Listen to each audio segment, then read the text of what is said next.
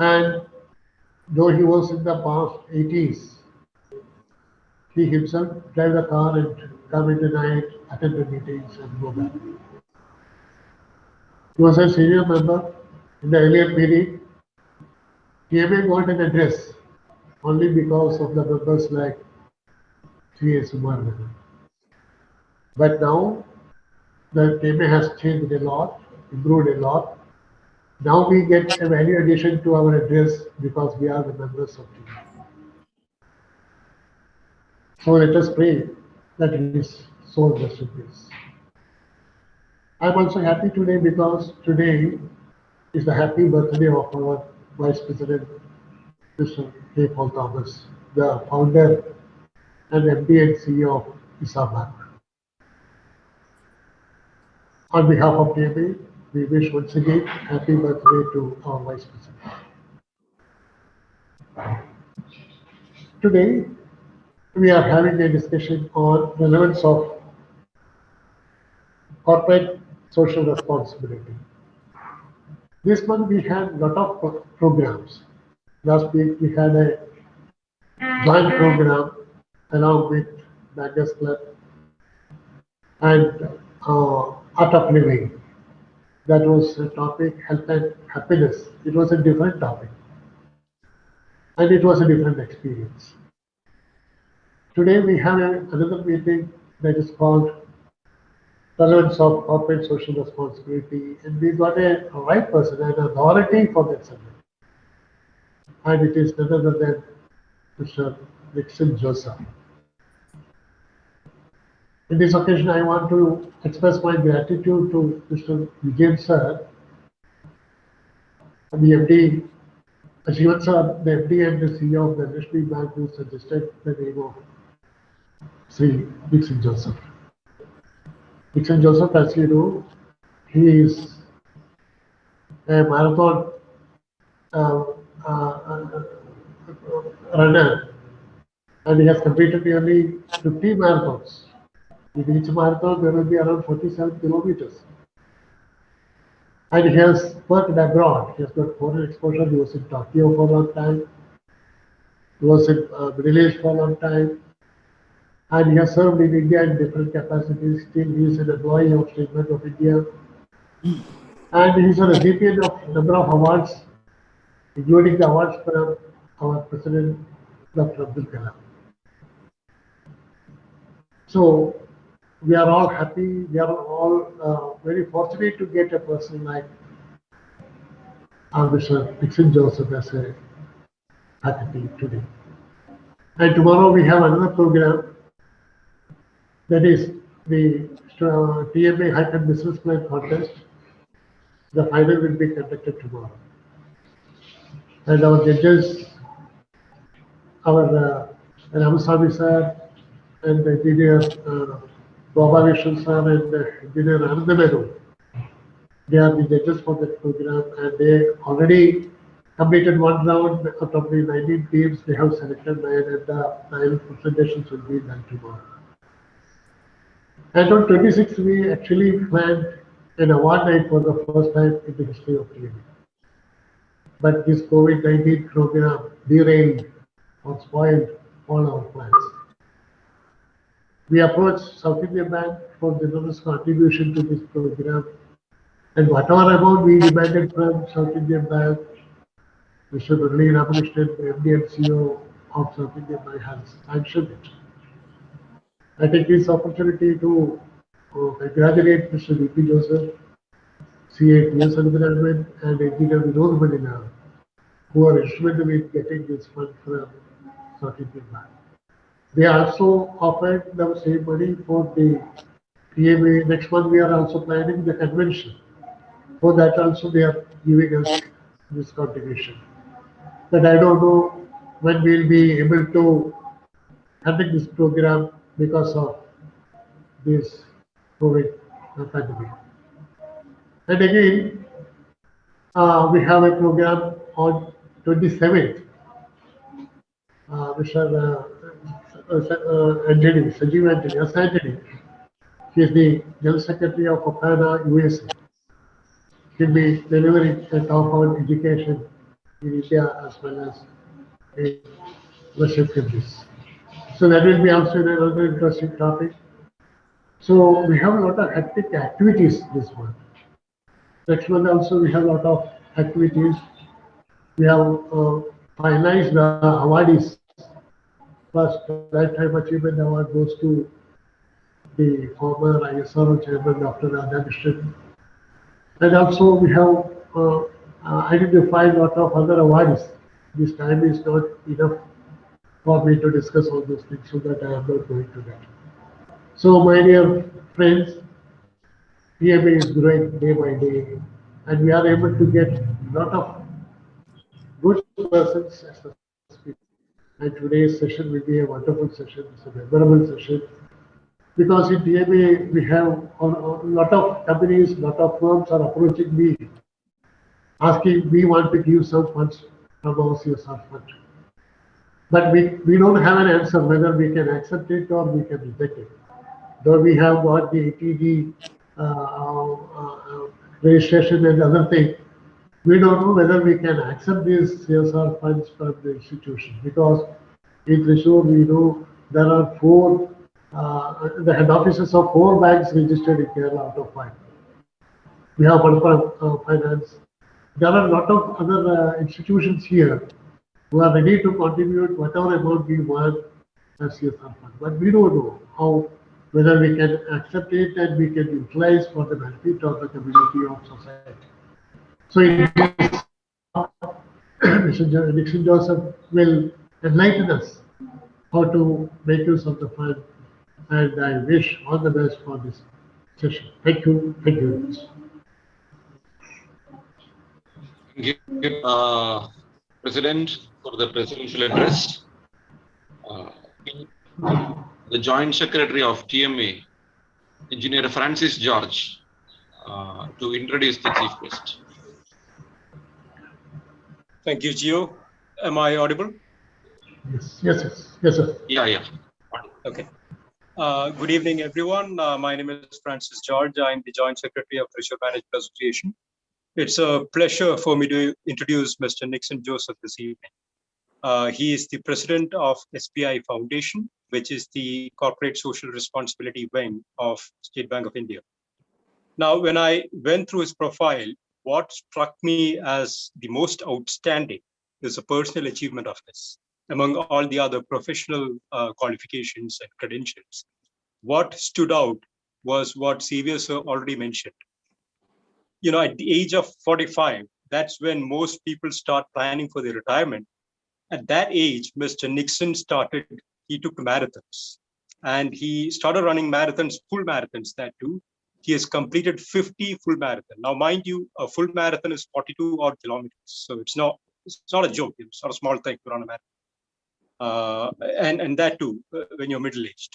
So he's done 50 marathons. And since the COVID pandemic imposed restrictions and we all had to be indoors, since that period, in the last 1 year, he has run 7 indoor marathons because of not being able to go out. That's just for inspiring the youth on the health aspects of leading an active life. He has been an ambassador. He has been participating in the SBI Green Marathons for the cause of sustainability. Now, speaking of inspiration, he's also a great speaker, orator, and a motivator. He is listed as one of the Indians, one of the 45 Indians listed in a book released by Rotary Mumbai. The book is called Be the Inspiration. The title speaks about what kind of personality Mr. Nixon has to be included in that book. He's a regular speaker in CSR-related forums across India. And since the lockdown started in the last little over a year, he has done more than 160 webinars. So that's on an average, that's like 1 webinar in every 2 days. So that's how busy he is with updating people about CSR. He inspires hundreds of youth. He has inspired hundreds of youth, rather. He is part of the SBI Youth for India Fellowship Program. He addresses youth very often. Being a great orator, he was president of the Sakura Toastmasters Club, which is in Tokyo. This was during his stint in Tokyo through SBI. He was the chief executive officer there in the period 2008 to 2012. He also started the Tokyo Debating Society while he was there. He has won several awards and recognitions for his work, including the APJ Abdul Kalam Award for Excellence in Public Service. He won that in 2018. He has also won Dr. Kalam Memorial Ignited Minds Award. He has been very active on the COVID-19 front. He has won the COVID-19 Warrior Award by CSR Times and India Achievers Forum. He has also won the COVID Warrior Award from the Governor of Maharashtra. Now, all that is regarding his personal traits, personal achievements, and all that. Coming to the professional front, it's equally charming and attractive. He started with SBI in 1985. He has had a successful career. He moved up the corporate ladder. He's handled different areas within banking, primarily being in the areas of corporate credit, retail operations, and international banking. He has had overseas stints. I already mentioned his stint in Tokyo as the CEO during the 4-year period 2008 to 2012. He has also had a stint in Bahrain. He was the branch manager for SBI. That's about it. That's Mr. Nixon in a nutshell. Now over to Mr. Nixon.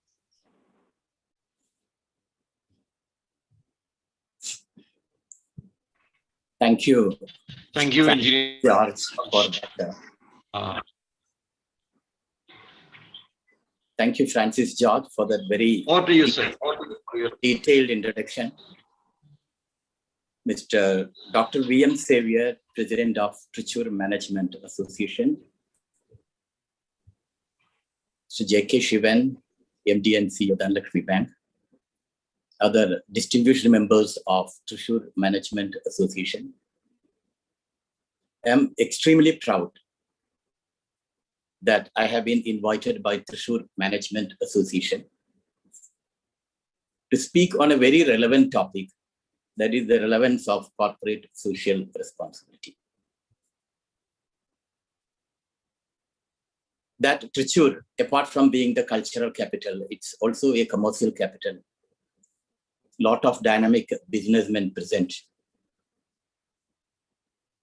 And therefore, the relevance of corporate social responsibility is more. And that Thrissur Management Association have thought of a deliberation on this topic speaks volumes about how our corporates, how our businessmen are concerned about giving back to society, how much they are conscious about their social responsibility. I'm very, very happy for this.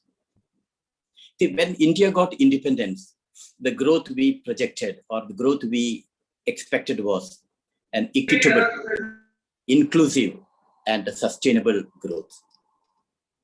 But what emerges after so many years is uneven distribution of the benefits of growth.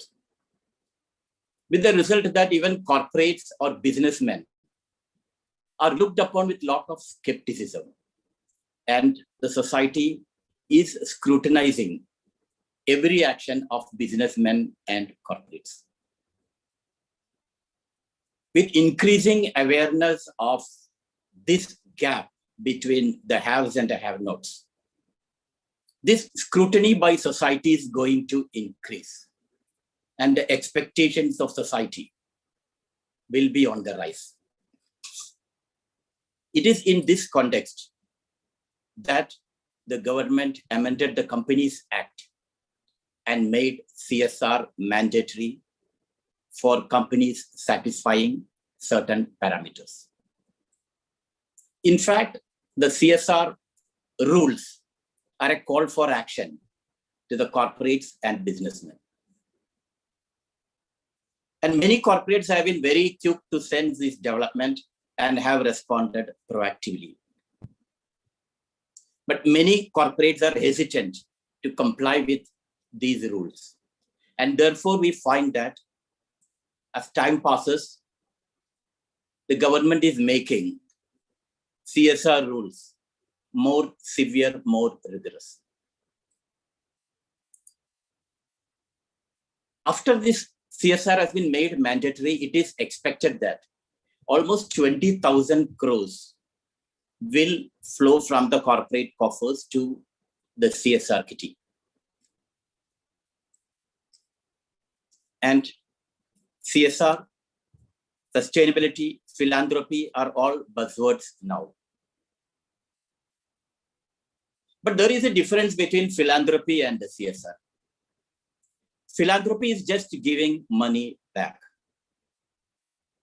whereas corporate social responsibility is a management concept where companies integrate social environmental concerns in their business operations. So giving back is philanthropy. CSR is a much bigger concept. Philanthropy forms only a small portion of CSR.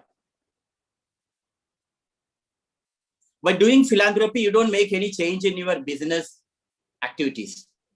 Whereas if you are complying with CSR, you have to make a lot of changes in the way you do business. So that is the difference between philanthropy and CSR. And CSR and sustainability are also used almost in similar way, but there is a difference here. Sustainability has been defined as very efficient use of resources and how you take care of environment, society, ethics, etc., while you run a company. Corporate social responsibility is how you spend the profit for social issues, whereas sustainability is how you make this profit by taking care of environment, society, ethics, governance, etc. in your operations. And what is the relevance of CSR? Because there are a lot of benefits of a robust CSR program. Primarily, we have to understand that communities provide the license to operate to a company. So the corporates start their operations by getting license from various regulatory agencies, government, etc. But then they're able to operate, they're able to run by using the resources of the society also. A license to operate from the society is required if the corporate has to function sustainably. And therefore, since the corporate is drawing from the resources of the society, there is a responsibility on the part of the corporate to give back to society, to take care of society's concerns. And that is the root of all corporate social responsibility. And if we don't take care of the needs of the society around us, there is a trust deficit. And CSR helps to take care of this trust deficit. Also, attracting and retaining employees becomes easier if your corporate or organization is complying with CSR, because the present generation of youth give much importance to organizations, corporates complying with CSR regulations. They give a lot of importance to corporates who follow sustainable activities.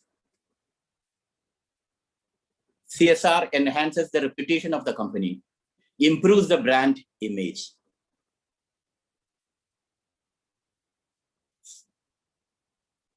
So in 2013, when the Companies Act was amended, it was made applicable to companies with annual turnover of 1,000 crores and more, net worth of 500 crores and more, and or a net profit of 5 crores and more.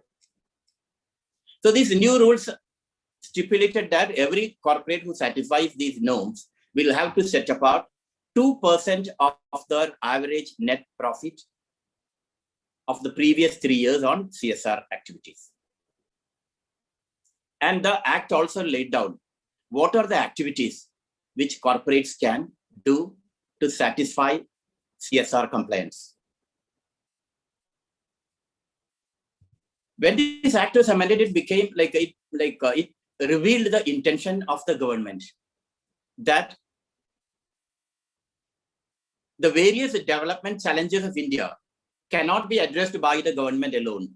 It requires the participation from the private sector. It requires participation of the corporate sector, that corporates also should take care of addressing developmental challenges.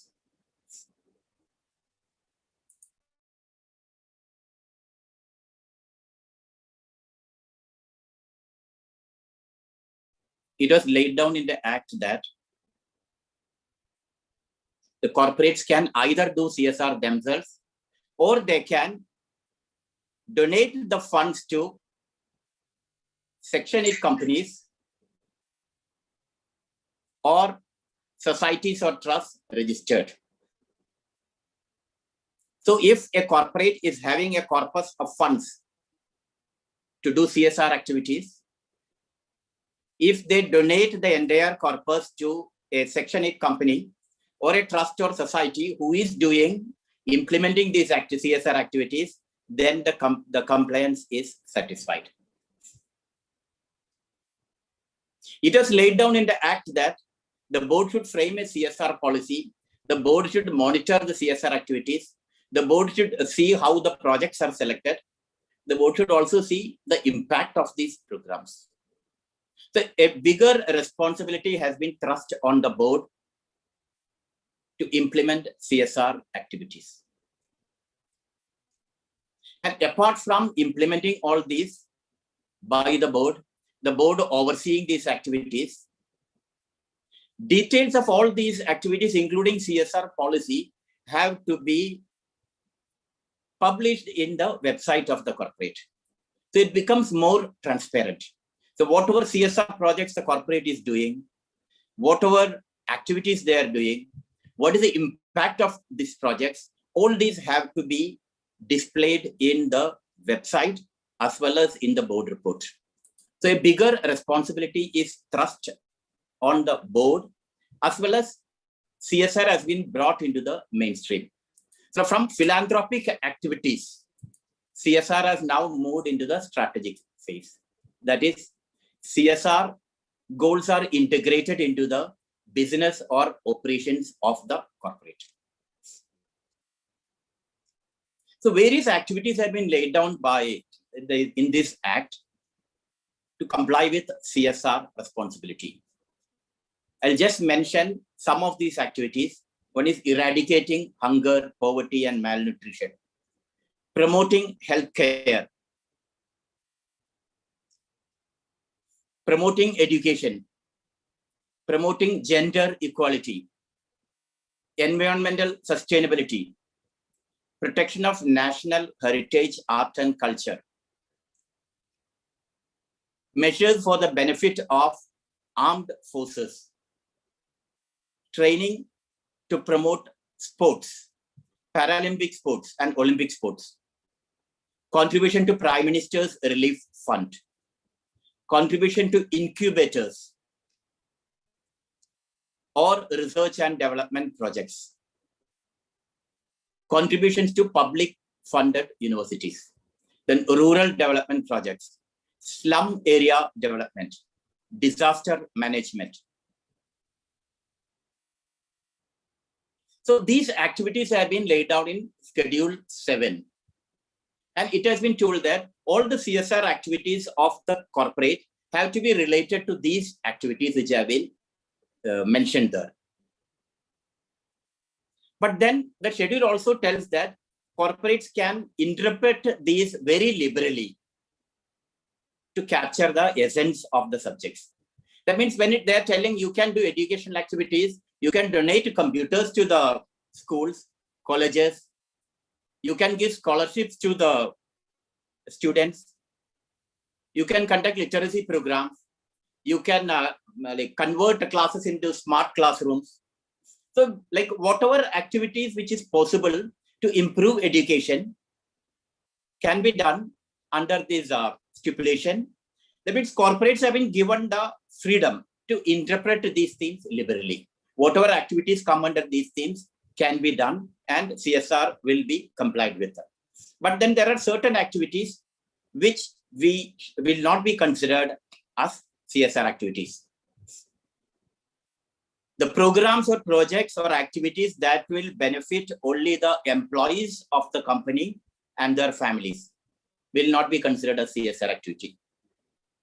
If a corporate were to do a vaccination program for its employees and families, it will not be considered as CSR activities. So whatever you do for your employees and their families will not be part of CSR compliance. Then one-off events like marathons, awards, charitable contribution, advertisement, sponsorships, TV programs, all these will not be qualifying as CSR expenditure.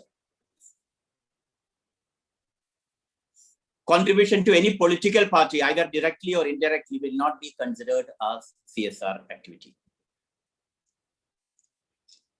So apart from these restrictions, you can interpret whatever themes which have been laid down in Schedule 7 liberally and comply with CSR activities. And when COVID has sprung, government liberalized the concept further, and it has been told that whatever you do to mitigate COVID impact will be considered as CSR.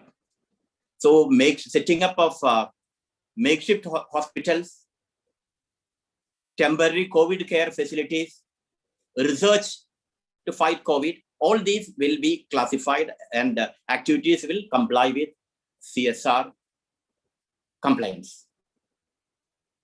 So spending of CSR funds for establishment of oxygen plants, distribution of oxygenerators, all these will be considered as CSR activities. Means whatever you do to help mitigate CSR impact, this COVID impact will be considered as CSR compliance.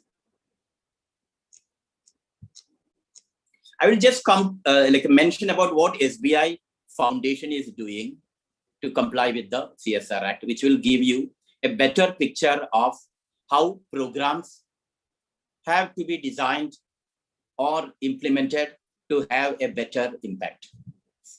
SBI Foundation was started in 2015 after the Companies Act was amended, and to give CSR more focus. But it should be kept in mind that from 1973 onwards, before the CSR Act and all regulations were introduced, the State Bank of India was doing CSR activities. SBI has a long history of doing CSR. And when the Act was amended, SBI started the SBI Foundation with the vision of bringing a positive difference in the lives of the marginalized and the vulnerable. And to do this, SBI Foundation has come out with several programs.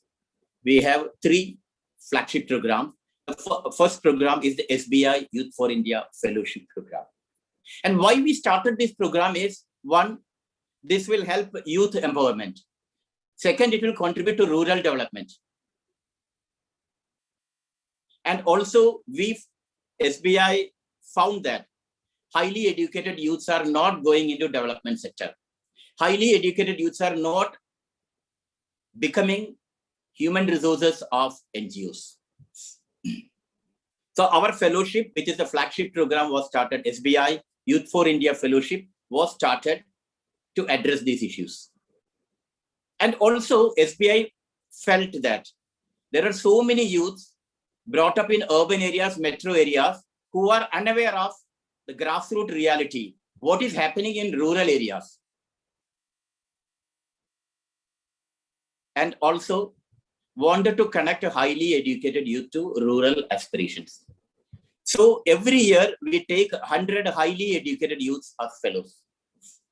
We get 12,000 applications from all over the world, from youths who have studied in Harvard University, Columbia University, London School of Economics, IIMs, IITs, and those youths who are living their well-settled career with Infosys, PwC, Google, Bank of America, doctors, dentists, chartered accountants, etc., living their well-settled career to give back to society, to join this rural fellowship and bring change. So we shortlist around 700 youths from these 12,000 applications and interact with them and select 100 of them. We have partnered with 10 NGOs. And after our orientation program, we send these youths to the villages.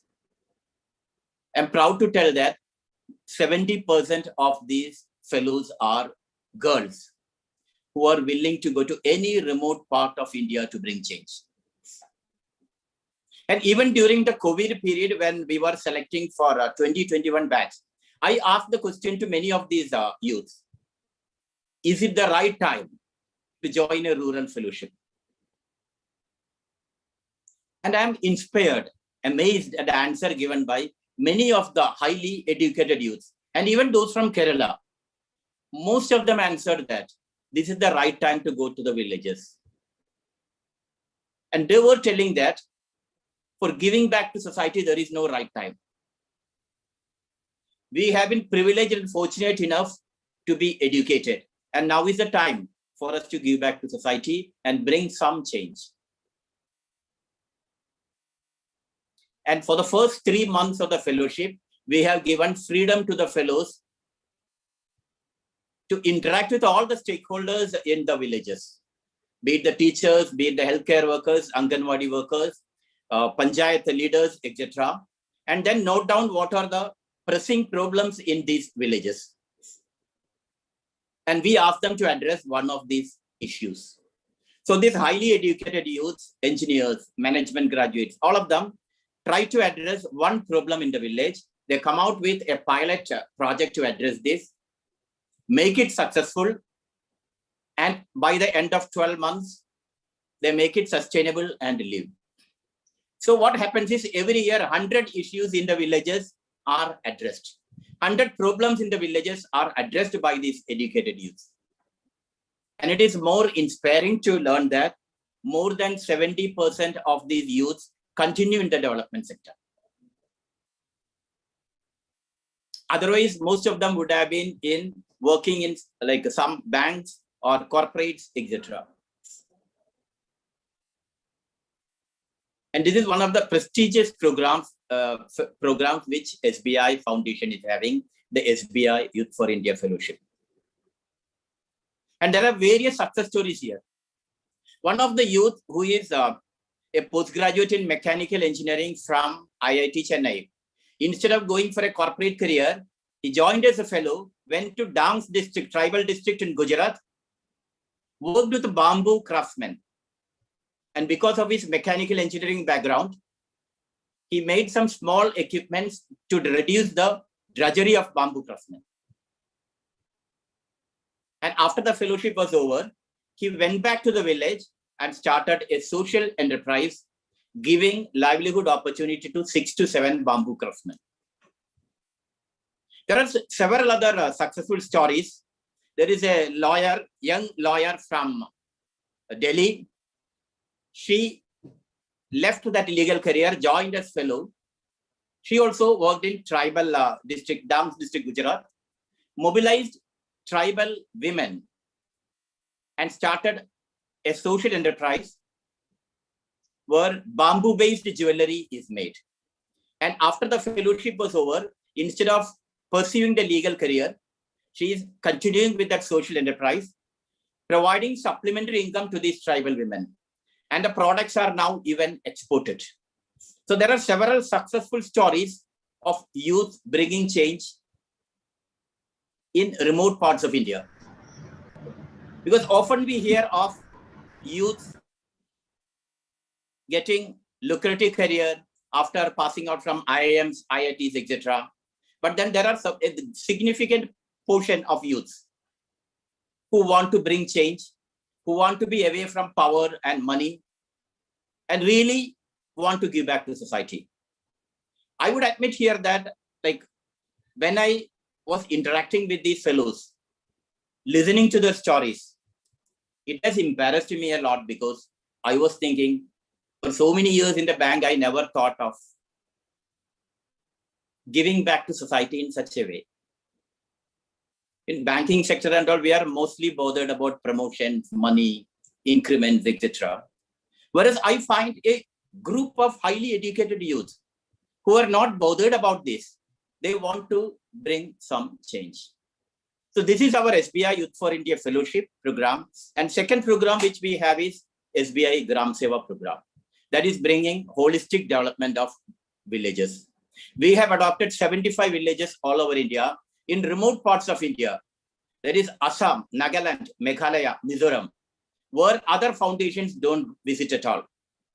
We have our villages in Uttar Pradesh, Bihar, Maharashtra, Telangana, Karnataka, etc.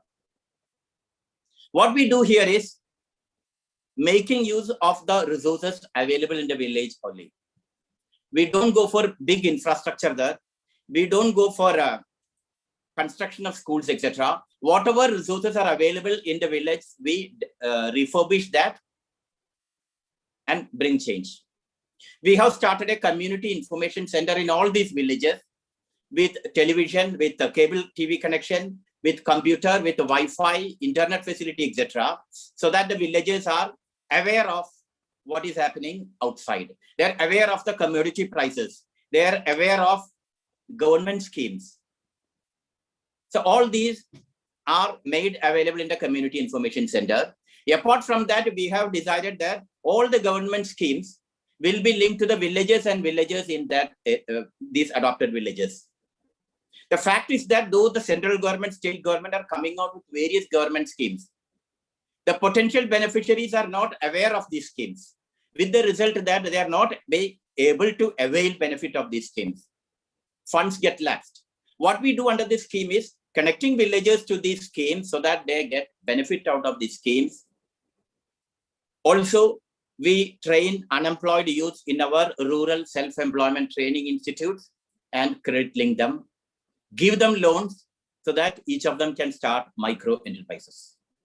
So in various ways, we try to bring change in these villages. Our third program is SBI Center of Excellence for Persons with Disabilities. We are trying to remove the barriers to employment and employability of persons with disability. Recently, we have tied up with Microsoft, and we are training 500 persons with disabilities and preparing them for the banking, finance, insurance sector. Our fourth program was started as a response to COVID, where we are supporting a lot of organizations to strengthen the healthcare infrastructure in India. We are supporting temporary COVID care centers, additional beds, installation of ICU beds, setting up ICU beds, etc. in various parts of India. We are also supporting research activities. We have tied up with Indian Institute of Science, Bangalore, and supporting the research activities. They have come out with a low-cost ventilator, mechanical ventilator. They have also come out with a mobile diagnostic van for COVID diagnosis. So all these activities we are supporting under SBI Foundation. Apart from this, we are also supporting NGOs who approach us for grants. Depending on our fund situation, we support them. So these in nutshell are the activities which SBI Foundation does. I would like to invite questions from all of you, but before that, I would like to make it clear that though the government has told 2% is the amount to be spent on CSR, we should not be under the impression that the 2% we spend from our profit is only CSR. Corporate social responsibility doesn't mean the 2% which we spend on CSR. Corporate social responsibility means how we run the company, how we do all our transactions, how we do the operations from day one the company is incorporated. Whether we are complying with tax regulations, whether we are taking care of employees, whether they are having proper welfare measures, whether we are polluting the environment, are we complying with the pollution laws? So if we are not complying with all these things and we are only spending 2% of our profit on corporate social responsibility, you lose credibility. Because nowadays people are able to see through, whether it is greenwashing, whether it is whitewashing of CSR activities, all these people are able to see through because of the influence of social media, etc. And therefore, all of us who do CSR should do it as something which is of our responsibility, something which we owe to the society, something which we owe to be done passionately. And that has to start from board level onwards. There has to be buy-in from the top management. I'm very proud to tell that in SBI, I have found the top management very, very passionate, very, very enthusiastic about doing CSR. Even when 1 year SBI was incurred loss, the management is very keen to get permission from RBI to continue the CSR activities. And I would like to inform everyone that SBI on an average spends around 165 crores for CSR activities. This is not known to many people because people often raise issues about accounts not being open, loans not given, or recovery measures, etc. People have a harsh outlook on banks. Whereas we have to understand that SBI is doing a lot for corporate social responsibility. Before I wind up, I also would like to tell that individual social responsibility also carries a lot of importance. We should not think it is only for corporates to be socially responsible. As an individual also, we have to see how much we should be responsible for our actions. In 2020 to 2030, it's considered the decade for action. We have to achieve sustainable development goals by 2030. And if India has to achieve sustainable development goals by 2030, each of us has to see, at least to some extent, how we can integrate these SDGs into our daily life. I asked all the 700 shortlisted candidates on how much they have integrated sustainable development goals into their daily life. And I am really inspired, amazed that many of these boys and girls, they answered that they're conserving electricity, conserving water, trying to help poor people, trying to give tuition to children who are where they are suffering from poor quality of education. So a lot of youths have integrated SDGs into their daily life. And that means all of us have also a duty and individual social responsibility to adopt to the extent possible some of these SDGs so that we have a better planet. I'll just touch about my marathon running for 2 minutes and then invite questions from you. See, as already been told, till the age of 45, I was not into any kind of fitness exercises or physical activities. I was fully engrossed in studies, and after joining the bank, was fully engrossed in bank work. So from morning 9 a.m. to 9 p.m. was almost, that was my daily routine. So at the age of 45, it came into my mind that life is not only work. Life is much, much bigger. It came to my mind that SBI is having 250,000 officials. All are bankers. No one goes to a banker and tells you are inspiring. So I thought this will fall on me also. People also will consider me as an uninspiring person. I thought I should become an inspiration to everyone. So how can you inspire others? You can inspire others only by being different. So I thought I can be different from all the other officials by doing long distance running. And it is in that way I came into running. I am not an athlete. I thought if I take up the challenge of covering 42 kilometers, I'll be different. I'm very proud to tell that I was considered different. I became inspiration to thousands of people inside and outside the bank. I have brought a running culture into the bank. Thousands of young colleagues do some kind of fitness exercise, etc. It has changed me a lot. It has made me optimistic. It has made me determined. It has made me very confident. And it has helped me in my work life also. I always feel that if we do good, either in dancing or music or painting or any activity, you carry that excellence into your workplace also, and it becomes complementary. You do well in work, you do well in your non-banking activities also. I'll stop here and invite questions.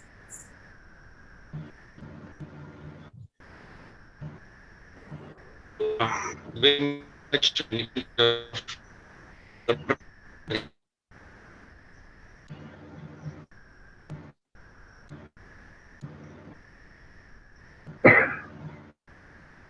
Hello, Nixon sir. Yes. You really inspired all the participants here. We thought the corporate social responsibility is only the responsibility of the companies in India.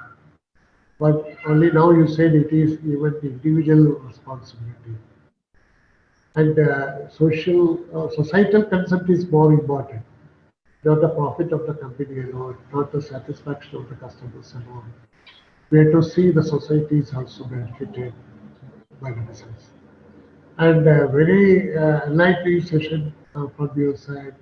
Really, we are all inspired, and some of our members will also start the marathon very soon. And also from their total income a year, irrespective of the company, irrespective of the firm, even individually, they will be doing some social responsibility activities. That's a very good message that you have given to the participants. Thank you very, very much, sir. You, sir, you can invite people to ask the questions. Yeah, the floor is open for the interaction.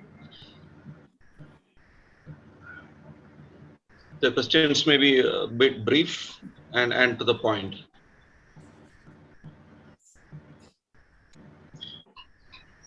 See, Nixon Joseph sir. Yes. I have a query that is to make it to make this corporate social responsibility more inclusive. Now the limit is 1,000 crore sales, 500 crore net worth, or 5 crore profit. Don't you feel that that limit should be decreased? Point number one. And don't you feel that that is also be applicable to LLPs, which is doing business in a great scale? What is your comments, please, on that? See, it's like India was the first country to make CSR mandatory. And even with this high benchmark of 1,000 crores turnover, 5 crores profit, etc., there are many corporates who are yet to comply with these norms.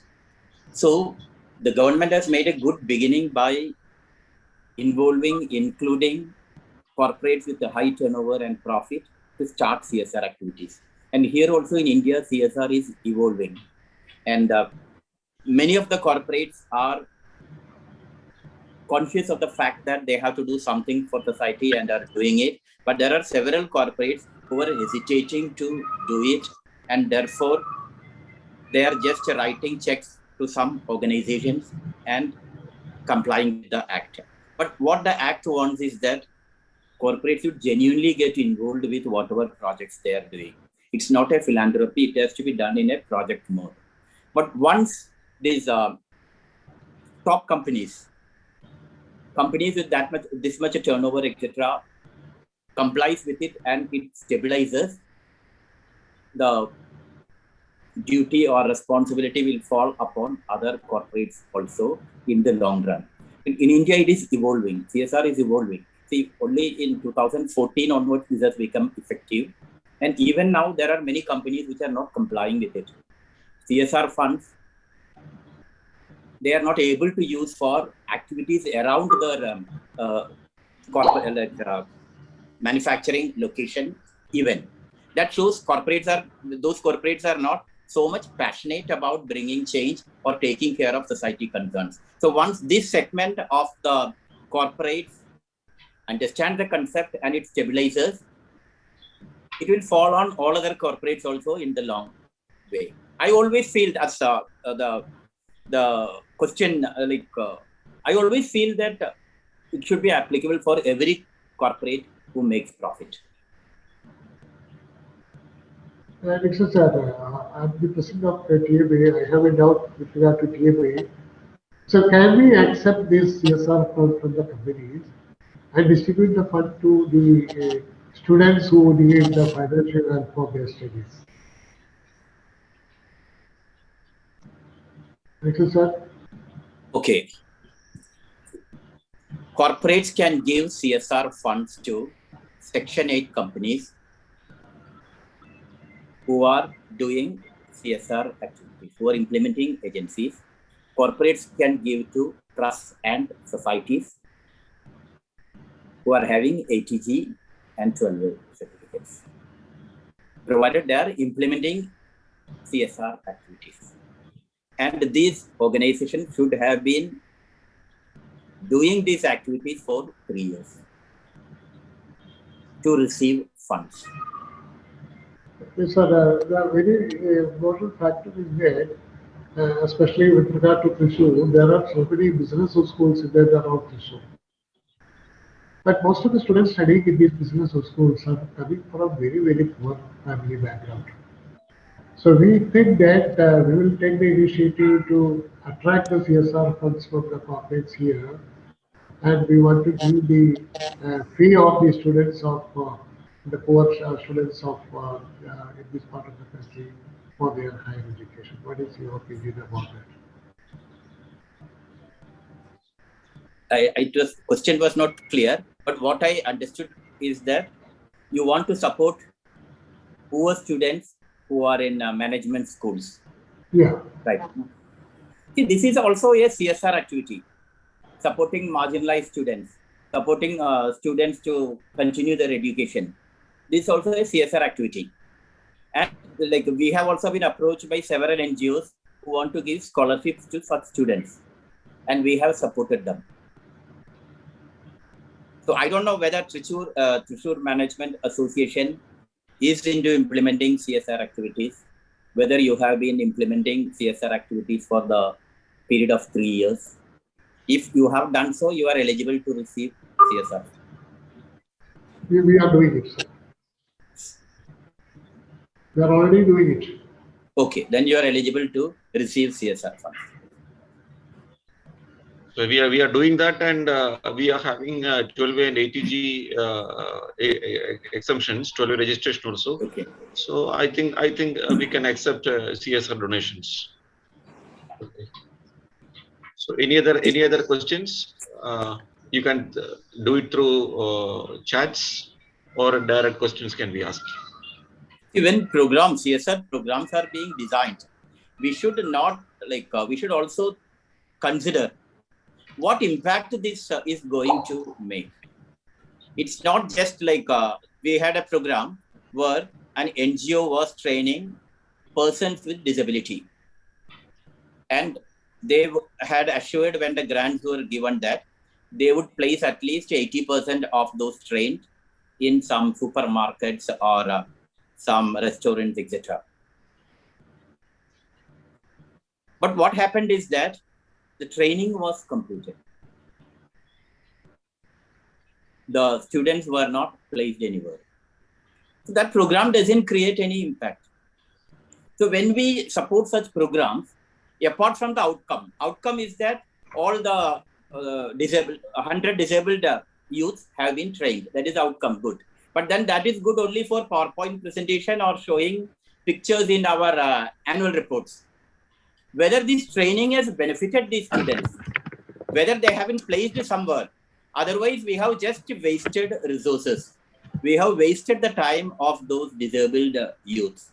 We have wasted resources of the NGO. We have wasted the resources of the donor companies. So whenever we design programs, we should more than just distributing money and seeing the outcome, we should also insist that we should know what is the impact of this program. Otherwise, we shouldn't support such programs. That's what I would like. Whatever programs come to SBI Foundation, I go in detail into the impact. If impact is not there, there is no point in distributing grants. Thank you, Mr. Nixon Joseph. What I would like to ask is 2 points. One is there a functionally effective audit system for this? Number 2, if anything is found out, is there any penalty or something like that?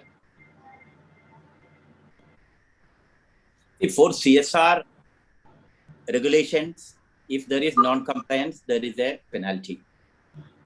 It's that the annual report should mention about the CSR policy, the projects done, the impact study, etc. And also you have to constitute a board committee, CSR committee. CSR committee should approve the policy. CSR committee should lay down directions for monitoring, implementing projects, etc. And also you have to spend 2% of the CSR funds. And if you have not spent that much, you have to mention in your annual report why it has not been spent. So if there is not compliant, like if you are not complying with all these, there is a penalty. Second thing is audit of NGOs. Like we have given grants to NGOs. And whether they are implementing the project properly, whether it has created the desired outcome, whether it is creating the impact, we get impact study done by independent agencies.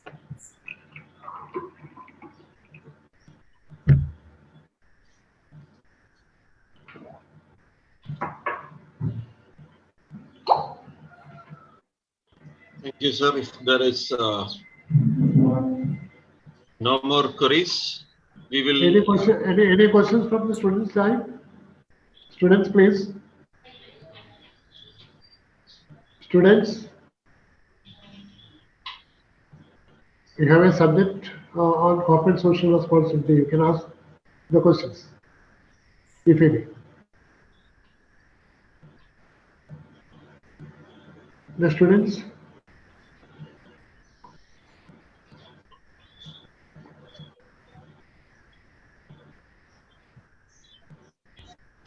I think nobody is there. Yeah. Any questions? No, sir, I don't think it has come. Okay. So, yes, sir. Yeah. So, thank you very much, Nixon Joseph, sir, for your wonderful talk, which is motivational and inspired many. And TMA has great respect and regards and love for your willingness to along with us for this wonderful presentation. So, over to the president for a pleasant task. Sir, it's our practice to give a memento to the speaker at the end of this function. Since it is a digital program, we are unable to hand over the memento by hand. So we'll be delivering this memento by courier in the next week, immediately after the COVID situation or after this.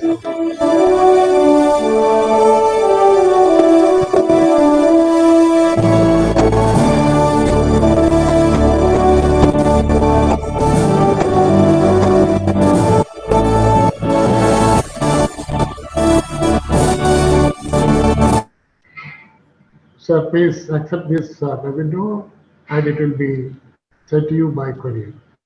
Thank you, everyone. And if you have any queries or clarifications on CSR, please feel free to contact me. Definitely, sir. Thank you, sir. Now, for proposing vote of thanks, may I invite the CEO of Sun Hospital Group and Secretary of TMA, Mr. Pradap Varki.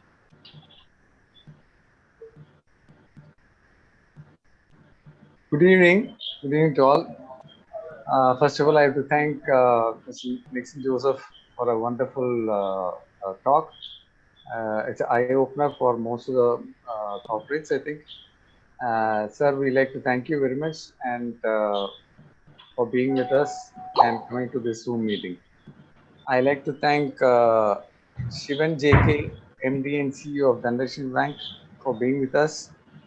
I like to thank Xavier sir, our president, Paul Thomas sir. I like to thank Vinod Manjula. I like to thank Gio. I like to thank our CEO Joy, Gio, and I like to thank all the past present MCs, students, and other LMA members. Thank you all. It was a good session. Thank you very much. Thank you, So Secretary. once again, Over to the President for the closing the once meeting. again, once again, we, on behalf of TMA, we thank Nixon sir and JK Shivan sir for arranging such a wonderful talk in this TMA. And the TMA will be benefited, and the society will be benefited, and we people will open our eyes. We'll do something for the benefit of the society in the coming years. So thank you very much, sir. And with your permission, I declare the meeting is adjourned. Thank you. Thank you. Thank you. Good night. Thank you. Thank you. Thank you, everybody. Good night. Good night, Nixon sir. Good night. Good Shivan night. sir.